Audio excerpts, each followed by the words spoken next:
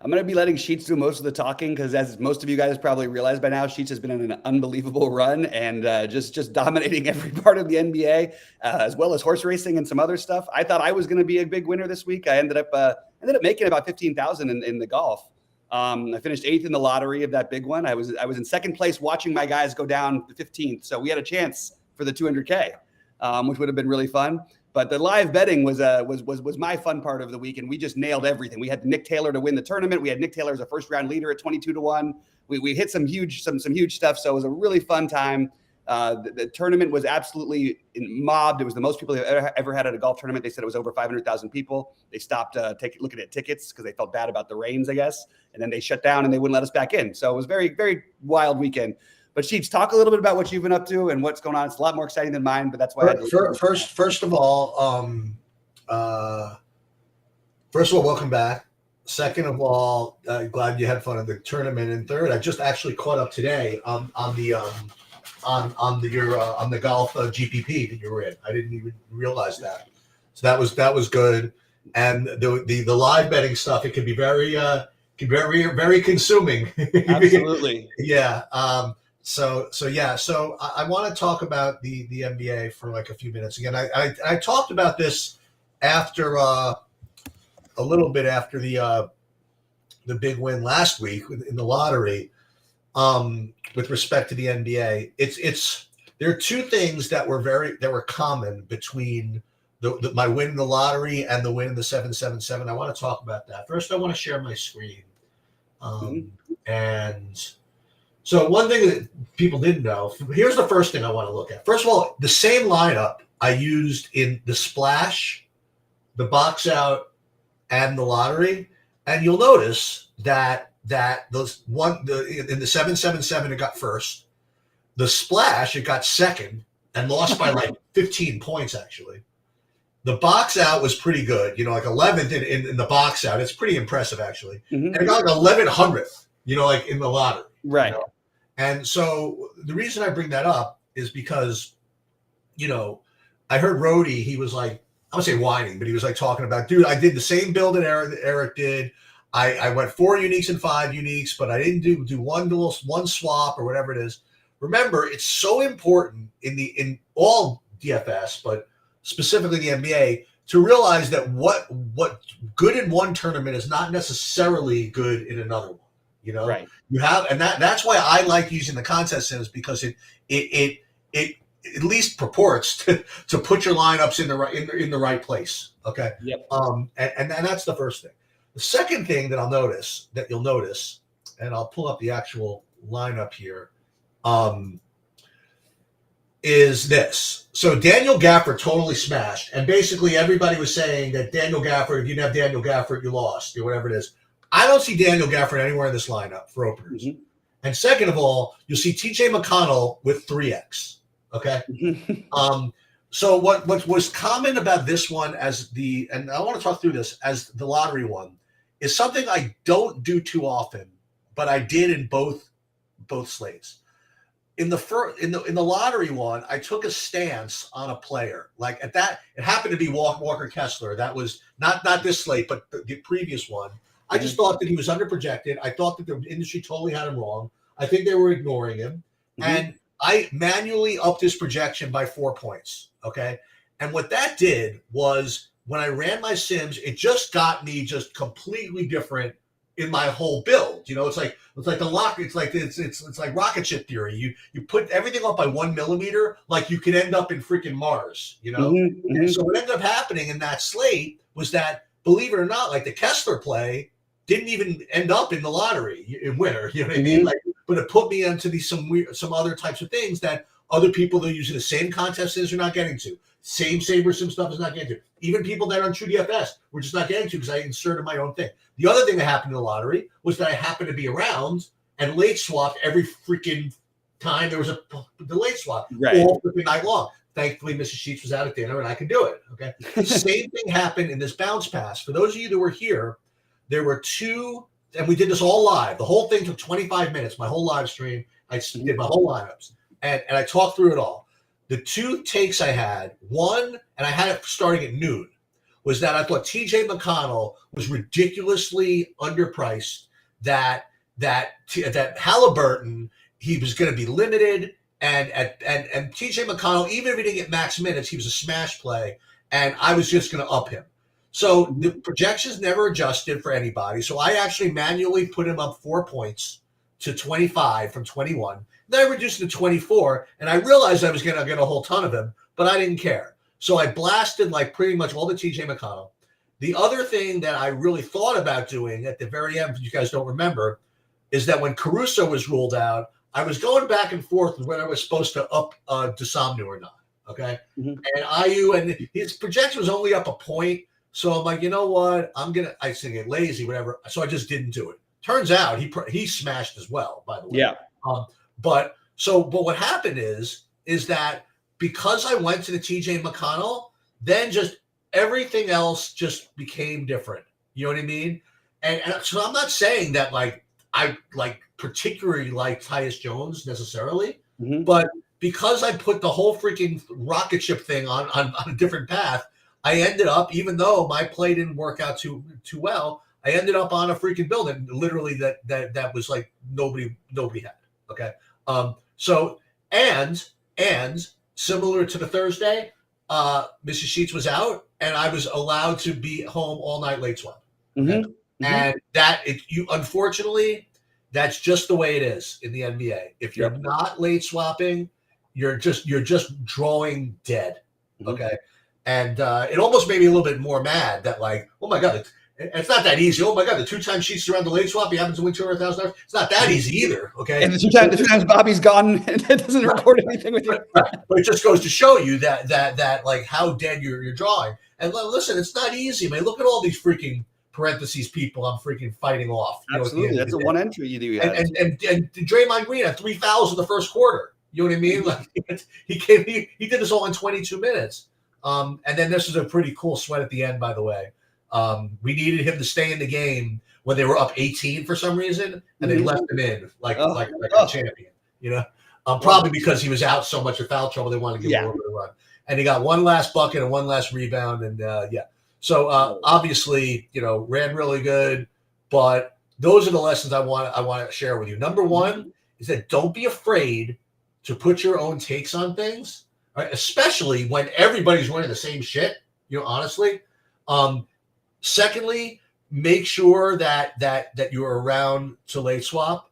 Those would be the two things. And then to tout the site, you need good tools. So you need to have good projections to start off with, and you need to have good takes to throw in there, which is what basically is like 15% Eric and 85% Bobby as far as the actual basketball takes, right? So that's the history, that's the lesson, and we'll just move on, I guess. Awesome stuff, man. Yeah, no, that's thrilled to see it. Great to see unbelievable week and everything. And hopefully we can keep it going. I don't want to be the mush. I don't want to be the one who takes you off of this run. So I need you to keep winning here. Whatever. Listen, I know you don't like to say this, but listen, the winning is important, but it's just continuing to try to solve the puzzle and continue to focus on process. And I guess I was talking to this guy. Well, hopefully we'll have some more conversation with him another time. But to have a conversation with a really, really successful DFS player today, and it's like so much of it is like putting yourself in a position to have a sweat in the first place, you know. And then when you have that, you have to actually win, you know, because you don't get that sweat all too often. Anyway, I'm ready to get after it today. Yeah, let's do it, man. All right, well, let's get your screen and we'll go game by game, I guess. Let's see. We've got I wonder which one pops up first for you. Let me see. I have Boston, Brooklyn. Boston, Brooklyn. Yeah. Go ahead. Sorry. Again, this is early as usual. And by the way, 7:30 start tonight. Weird break. You know, you have an 8 to 10 o'clock break. So there's really there's 2 times you can late swap really. One after the 7:30 and one after the 8. I mean, you can't really late swap after 10. There's very little option, but maybe. But just these are things to think about. And we'll get to the Miami stuff in a little bit. But Boston, Brooklyn, I'm getting not much. Tatum, playable. But the rest of this, I'm really not getting anybody in this game.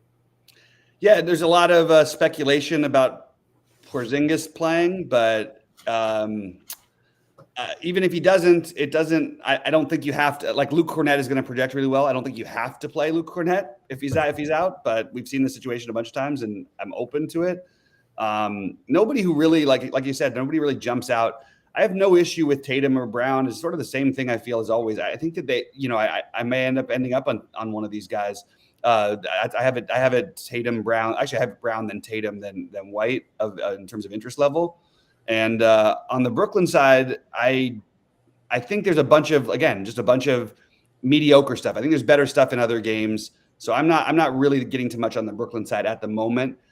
Thin value that you might consider might be Jalen Wilson and hope for variance on your side. But as of right now, just a little bit of interest in the Boston guys and waiting to see what happens with Porzingis with the Q tag, because I've seen him not projected and then get projected again and then not projected. Now like SaberSim has him at 30 fantasy points, which is just like the hedge thing. So we'll see. We'll see with Porzingis. The good news is we'll know before game time.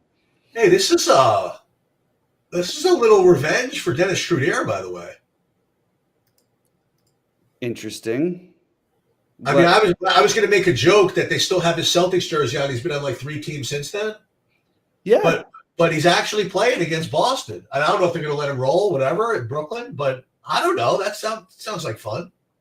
Yeah, I think I would love somebody to be out because I'm not sure what the role is exactly in Brooklyn. In fact, I wasn't really sure what they were doing in the first place there. But yeah, why not? I can get behind that. Absolutely. And by the way, another lesson, and this is like a totally whatever lesson. And I post this a little bit on Twitter. And listen, I know that revenge is not quantifiable. I know people think it's BS. I know whatever. But the aforementioned Daniel Gafford went back to Washington and just killed people. It's literally just killed everybody. Yep. And I was lucky that I was able to win without him. Let's put it that way. Yep. All right. Next up, Oklahoma City and Orlando. Yeah. So I'm getting two pieces from this game. One is my hero from the other day, that being Franz Wagner. I'm getting to him, but the real superstar, I guess, is somebody you've been on, as at like 0% ownership recently. That'd be Jonathan Isaac. He's 3,400. He's projecting at 20 points. So I guess if that holds, it's going to project to be about a 20-25% ownership share, maybe. So those are the two guys that I'm getting to in Orlando. And OKC, really not much. Yeah, I actually think Isaac might be a better play even than people are going to realize. Like, it's just we haven't seen him play these 20+ minutes in a really long time. I know he hit 30 fantasy points the last game. He hasn't really been over 20 most of the rest of the year. But I'm totally cool with him at 3,400, especially depending on what other value we have.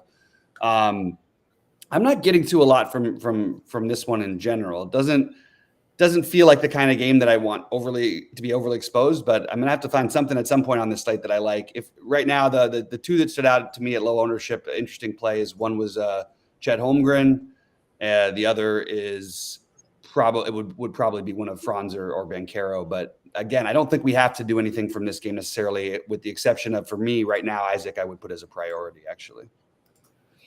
All right, Miami, Milwaukee. Yeah, this is where all this value is coming from. Yeah. Boy, this is so messed up. So, again, the other thing that I did yesterday, there were 3 studs on the board. There was Luka, Giannis, and Jokic.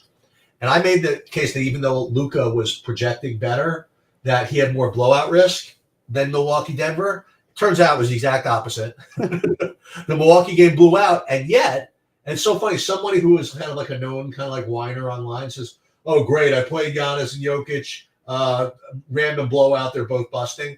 I didn't even realize till just now that Giannis actually ended up with 76 fantasy points in 30 minutes. Yeah, that's very interesting. The blowout was the other day. After they got blown out by Minnesota by 24, the next day they beat Charlotte by 100. Okay. Yeah. I think we have. I was about to say we have blowout risk, but since when does Milwaukee ever do anything against Miami? But I guess Miami's got everybody out. So anyway, let's start with Miami. This is where all my value is coming from right now. In order, I can't imagine why it would be this order, but I have Duncan Robinson as the top point per dollar play, followed by Jaquez. Is that right? Mm-hmm. Jaquez, I'm doing it right? Jaquez. Jaquez, and then Hero, and then there's Bam and Caleb Martin. But I'd have to imagine that I'd rather play Jaquez than Robinson. That would be my take. And I actually would probably rather play Caleb Martin also. I don't know, but Duncan Robinson is pretty shooting dependent, as usual. So I don't know. Then there's Kevin Love at 3,600. So all these Miami guys are showing up as really good value. I wonder what the spread is on this game. It's actually closer than you'd think. What is it, like 8 or something? It's 8 exactly. This is a game with the test where Milwaukee would have been favored by like 15. So I was. By the way, speaking of sports betting, the other thing we missed was the free money 2 days ago when we got to play Josh Hart again. Plus the the rebound prop. 8.5 rebounds. It was literally 5 for 5. He had double-digit rebounds 5 games in a row, and they still kept it 8.5. I don't understand what's happening with that one. I don't know what happened yesterday because it was an off slate. I bet you went under. To look at that. That would be that might be the one time, yeah. Because I didn't bet it. That's been So and as far as Milwaukee goes, I mean, I guess as far as being a purist, if you want to play like 5 Miami guys or whatever, then maybe run that back with Giannis and see. I guess that makes some sense. What do you think of the Miami side? What do you think of this game? Yeah, so I've got Miami like right now. If the slate locked, I think you're kind of needing to get to at least a couple of them. I think 2 minimum, 3 seeming like the right spot. Even in a blowout, I feel like there's a way that some of these guys are going to have to get there. So I have it. I do have Jaquez ahead of Robinson, but it's really close, and it is a good matchup for Robinson. Robinson also has a Q tag, so that could make things even a little more complicated. But I have it Jaquez, Robinson, Hero, and then I have Bam, Love, Robinson, Bam, Love, Martin, excuse me, all sort of in their own like. Okay, I think I kind of want to play one of these guys because I do think 3 is like as of right now would be the number, but I think if I had to make a pick, obviously Bam, you're spending up again and you're hoping the game stays close. Kevin Love. You could play it a bunch of different. You could say it in a blowout, whatever. He probably gets his 20 minutes no matter what. So definitely have some interest in all of them. But Jaquez, Hero, and Robinson being my top 3 as well. With definitely considering the Bam, Martin, Robinson thing. And then if you wanted to run it back, yeah, I do think that there makes some sense to play a low owned Giannis on the other side. I also think you could make an argument for getting off the board and playing Lillard at 8,900. So that's pretty much all I have for them. But I do think you're going to want probably at least 2 from Miami, at least if the slate locked right now. I think that's the way you're looking at it. All right, what is the next one? Minnesota Portland. Okay. I'm getting some random good play vibe for Mike Conley at 5K. He's not the kind of guy that I put in on purpose, but I have to say that there have been a couple of slates where I've gotten to him when he was low owned that I was really happy, but playing with high ownership or higher ownership doesn't feel like something that I want to do.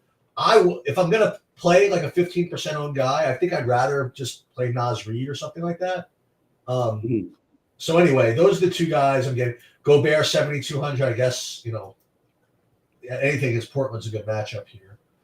And as far as Portland, I don't even know who's playing for Portland anymore. I'm not getting anybody on that team, so I've just kind of like lost sight. They're nowhere on my value range at all. Terrible matchup.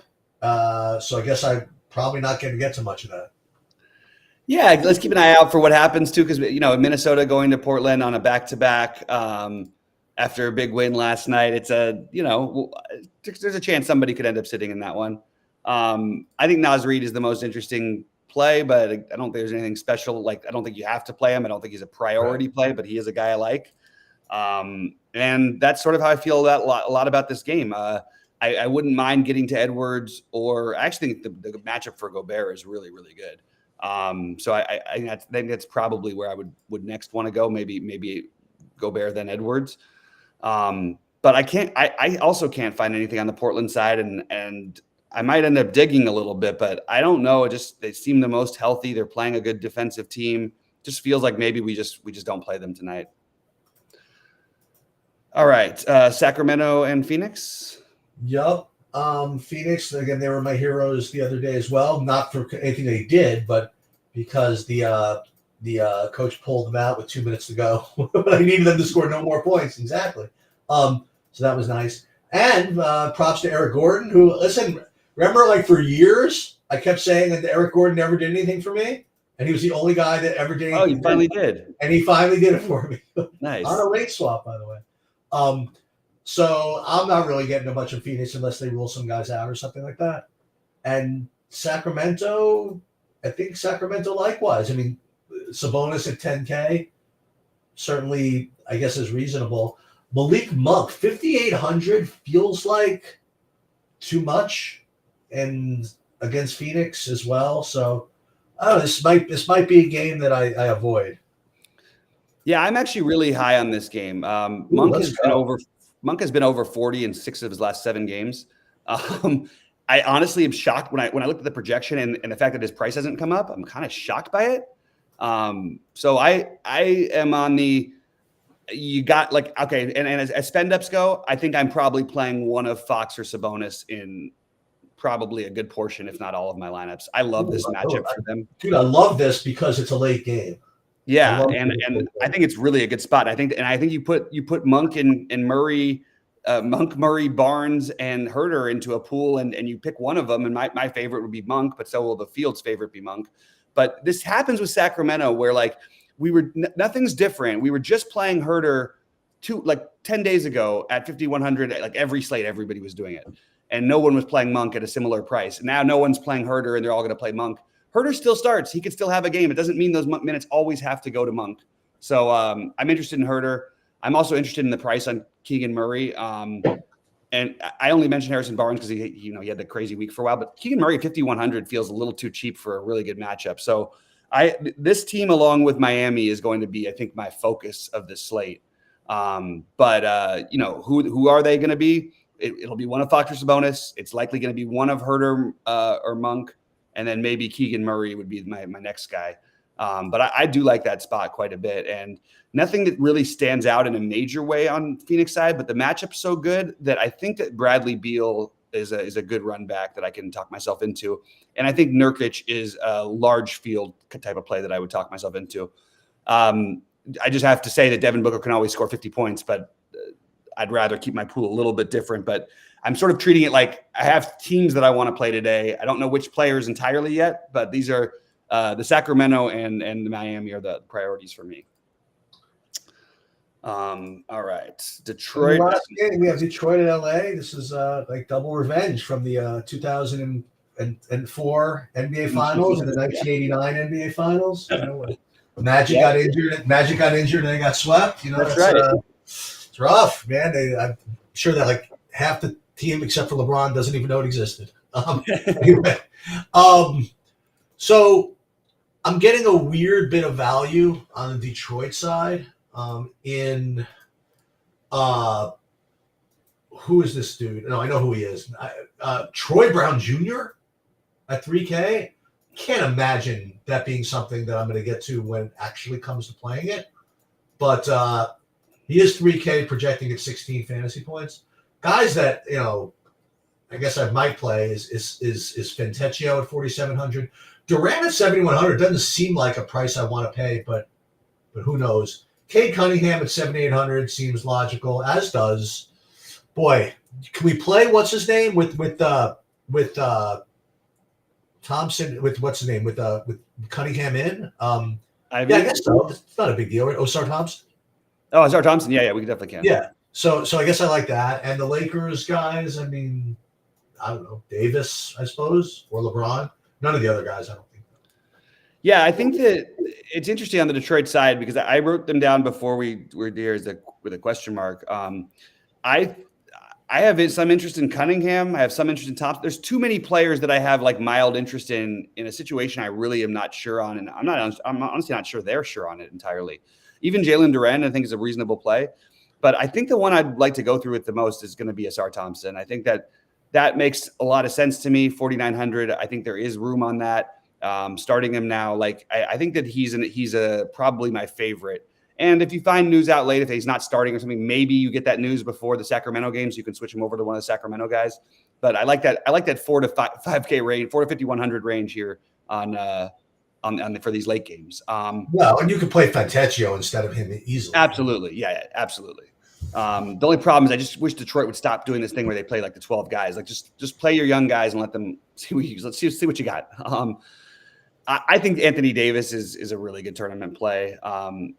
I think Sabonis is probably safer to get to, like, I don't actually even know if that's true. It's pretty close between the two of them.